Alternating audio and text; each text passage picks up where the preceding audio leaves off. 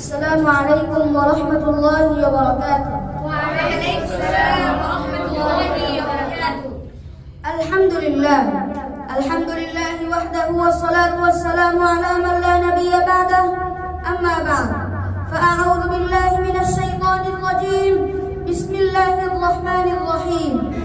يا أيها الذين آمنوا اتقوا الله وكونوا مع الصادقين.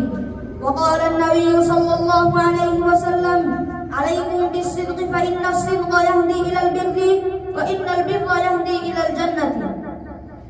দক্ষিণবঙ্গের ঐতিহ্যবাহী স্বনামধন্য বিদ্যাপীঠ নববীর প্রাণকেন্দ্র নড়াইল জেলাধীন মার্কাজুল কুরআন নড়াইলের তাওহীদ ছাত্র কাফেলা কর্তৃক আয়োজিত আজকের এই সেমিনারে উপস্থিত বিজ্ঞ বিচারক মণ্ডলী, সুদক্ষ পরিচালক বৃন্দ ও বাংলার বিভিন্ন প্রান্ত থেকে আগত এলমে দ্বীন পিপাসু উদ্দীপ্ত তামান্না মিশ্রিত দিনের ঝান্ডাবাহী নববী উদ্যানের এক গুচ্ছ পুষ্পকলি সকলকে জানাই আমার অন্তরের অন্তরস্থল থেকে রক্তিম লাল গোলাপের শুভেচ্ছা অভিনন্দন।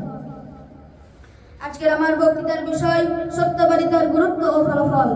সত্যবাদিতা মানুষের চরিত্রের সৌন্দর্য, ঈমানের পরিচয় এবং সফল জীবনের চাবিকাঠি। সত্যবাদী ব্যক্তি সমাজে সম্মানিত হয়, আল্লাহর কাছে প্রিয় হয় এবং সর্বদা নিরাপদ পথ থাকে। এক হাদিসে রাসূলুল্লাহ সাল্লাল্লাহু আলাইহি ওয়াসাল্লাম বলেন, তোমরা সত্য অবলম্বন করো, কারণ সত্য মানুষকে নেকির দিকে নিয়ে যায় আর নেকি মানুষকে জান্নাতের দিকে নিয়ে যায়। তিনি আরো বলেন, তোমরা মিথ্যা অবলম্বন করো না, কারণ মিথ্যা মানুষকে ফাসাদের দিকে নিয়ে যায় আর ফাসাদ মানুষকে জাহান্নামের দিকে নিয়ে যায়। সত্যবাদী আমাদের কি শিক্ষা দেয়?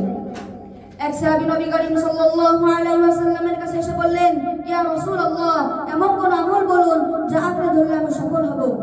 তিনি বললেন, কুল আমানতু বিল্লাহি সুম্মা ইসতাকিম, বলো আমি আল্লাহর প্রতি ঈমান এনেছি, তারপর সত্য ও সরল পথে অটল থাকো। এই হাদিস দ্বারা প্রমাণিত হয় সত্যবাদিতা আল্লাহর নিকট মর্যাদার এবং জীবনে সফলতার মূল ভিত্তি।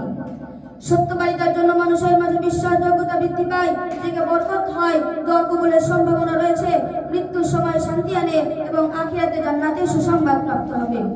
আর যারা মিথ্যার সাথে রয়েছে তারা মানুষের কাছে অপমানিত হবে, দোয়া বলে বরকত উঠে যাবে, নিজের মিথ্যার কারণে নিজের উপর বিপদ নেমে আসবে এবং আখিরাতে তার জন্য অপেক্ষা করছে কঠিন শাস্তি। আল্লাহর কাছে আমরা দোয়া করি, হে আল্লাহ, আপনি আমাদের মুখে সত্য কথা দান করুন, আমাদের চরিত্রকে সত্য আমানতদার বানিয়ে দিন, আমাদের সকলকে সত্যবাদিতা দলে শামিল করুন। এই বলে আমি আমার সংক্ষিপ্ত বক্তব্য শেষ করছি। আল্লাহ আমাকে যতটুকু কথা বলার তৌফিক দান করেছেন, উক্ত বিষয়ে আমাদের সকলকে আমল করার তৌফিক দান করুন। ওয়া আখিরু দাওয়ানা আলহামদুলিল্লাহি রাব্বিল আলামিন। আসসালামু আলাইকুম ওয়া রাহমাতুল্লাহি ওয়া বারাকাতুহু।